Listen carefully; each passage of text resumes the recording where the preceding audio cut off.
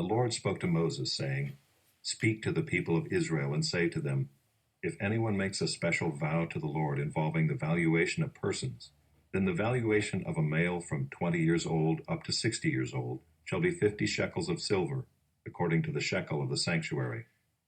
If the person is a female, the valuation shall be 30 shekels.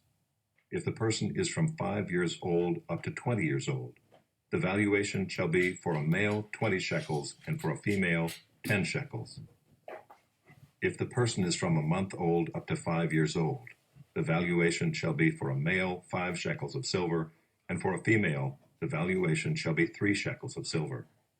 And if the person is 60 years old or over, then the valuation for a male shall be 15 shekels, and for a female 10 shekels.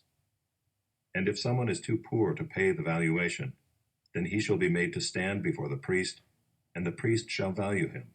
The priest shall value him according to what the vower can afford. If the vow is an animal that may be offered as an offering to the Lord, all of it that he gives to the Lord is holy. He shall not exchange it or make a substitute for it, good for bad or bad for good. And if he does in fact substitute one animal for another, then both it and the substitute shall be holy. And if it is any unclean animal that may not be offered as an offering to the Lord, then he shall stand the animal before the priest, and the priest shall value it as either good or bad, as the priest values it, so it shall be. But if he wishes to redeem it, he shall add a fifth to the valuation. When a man dedicates his house as a holy gift to the Lord, the priest shall value it as either good or bad, as the priest values it, so it shall stand. And if the donor wishes to redeem his house, he shall add a fifth to the valuation price, and it shall be his. If a man dedicates to the Lord part of the land that is his possession, then the valuation shall be in proportion to its seed. A homer of barley seed shall be valued at 50 shekels of silver. If he dedicates his field from the year of Jubilee, the valuation shall stand.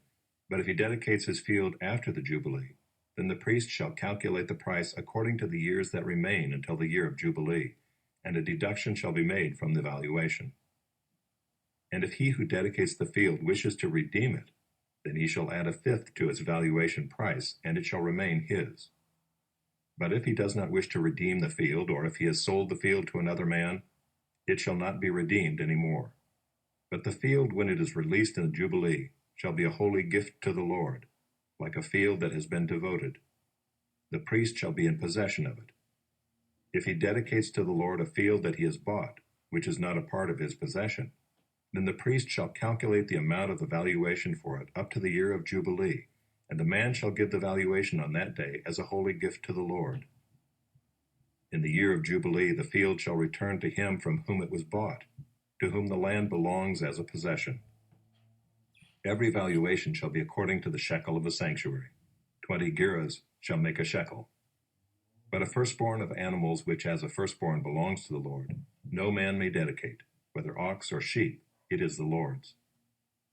And if it is an unclean animal, then he shall buy it back at the valuation, and add a fifth to it, or if it is not redeemed, it shall be sold at the valuation.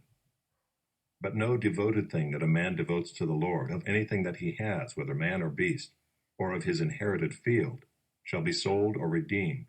Every devoted thing is most holy to the Lord. No one devoted who is to be devoted for destruction from mankind shall be ransomed, he shall surely be put to death. Every tithe of the land, whether of the seed of the land or of the fruit of the trees, is the Lord's. It is holy to the Lord. If a man wishes to redeem some of his tithe, he shall add a fifth to it. And every tithe of herds and flocks, every 10th animal of all that pass under the herdsman's staff, shall be holy to the Lord. One shall not differentiate between good or bad, neither shall he make a substitute for it.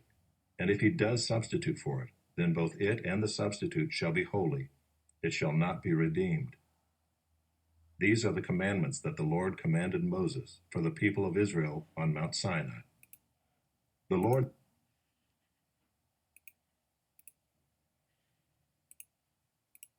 to the choirmaster, according to Shushan Edith, a miktam of David, for instruction, when he strove with Aram Naharaim and with Aram Zobah, And when Joab on his return struck down 12,000 of Edom in the valley of Salt. O God, you have rejected us, broken our defenses. You have been angry. Oh, restore us. You have made the land to quake. You have torn it open. Repair its breaches, for it totters. You have made your people see hard things. You have given us wine to drink that made us stagger. You have set up a banner for those who fear you, that they may flee to it from the bow. Selah. That your beloved ones may be delivered, give salvation by your right hand and answer us. God has spoken in his holiness. With exultation I will divide up Shechem and portion out the vale of Succoth. Gilead is mine, Manasseh is mine, Ephraim is my helmet, Judah is my scepter, Moab is my wash basin. Upon Edom I cast my shoe.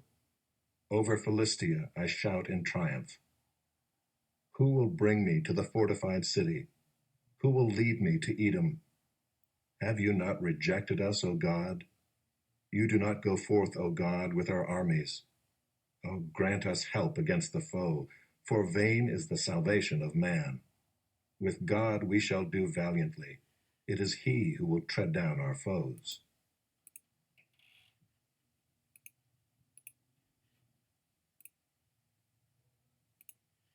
But on the first day of the week, at early dawn, they went to the tomb, taking the spices they had prepared. And they found the stone rolled away from the tomb. But when they went in, they did not find the body of the Lord Jesus. While they were perplexed about this, behold, two men stood by them in dazzling apparel. And as they were frightened and bowed their faces to the ground, the men said to them, Why do you seek the living among the dead? He is not here, but has risen.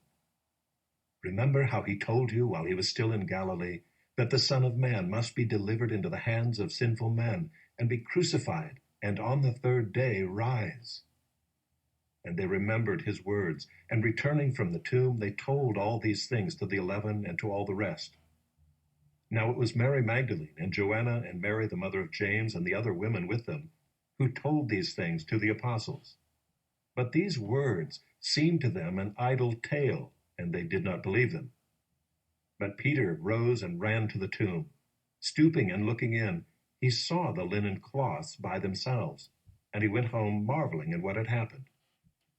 That very day, two of them were going to a village named Emmaus, about 7 miles from Jerusalem. And they were talking with each other about all these things that had happened. While they were talking and discussing together, Jesus himself drew near and went with them. But their eyes were kept from recognizing him. And he said to them, What is this conversation that you're holding with each other as you walk? And they stood still, looking sad. Then one of them, named Cleopas, answered him, Are you the only visitor to Jerusalem who does not know the things that have happened there in these days? And he said to them, What things? And they said to him, Concerning Jesus of Nazareth, a man who was a prophet, mighty in deed and word before God and all the people, and how our chief priests and rulers delivered him up to be condemned to death and crucified him. But we had hoped that he was the one to redeem Israel.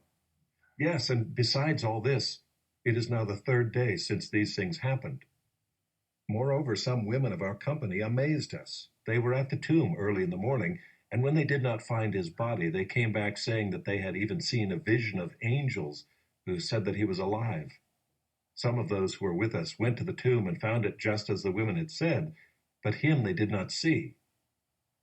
And he said to them, O foolish ones, and slow of heart to believe all that the prophets have spoken.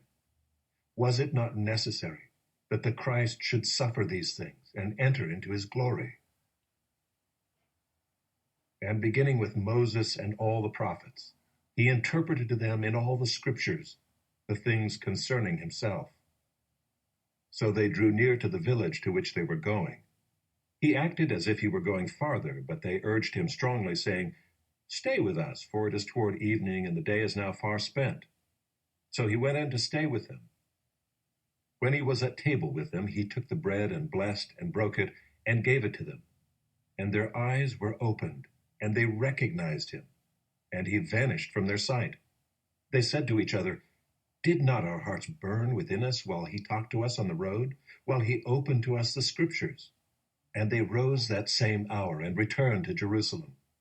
And they found the 11 and those that were with them gathered together, saying, "The Lord has risen indeed, and has appeared to Simon."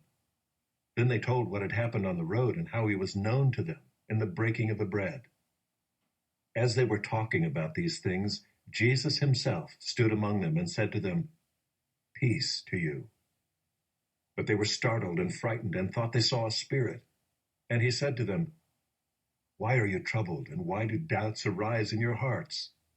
See my hands and my feet, that it is I myself. Touch me and see, for a spirit does not have flesh and bones, as you see that I have." And when he had said this, he showed them his hands and his feet. And while they still disbelieved for joy and were marveling, he said to them, "Have you anything here to eat?" They gave him a piece of broiled fish, and he took it and ate before them. Then he said to them, "These are my words that I spoke to you while I was still with you, that everything written about me in the law of Moses and the prophets and the Psalms must be fulfilled." Then he opened their minds to understand the Scriptures, and said to them, "Thus it is written, that the Christ should suffer and on the third day rise from the dead, and that repentance and forgiveness of sins should be proclaimed in his name to all nations, beginning from Jerusalem. You are witnesses of these things, and behold, I am sending the promise of my Father upon you. But stay in the city until you are clothed with power from on high." Then he led them out as far as Bethany, and lifting up his hands, he blessed them. While he blessed them, he parted from them and was carried up into heaven. And they worshipped him and returned to Jerusalem with great joy, and were continually in the temple blessing God.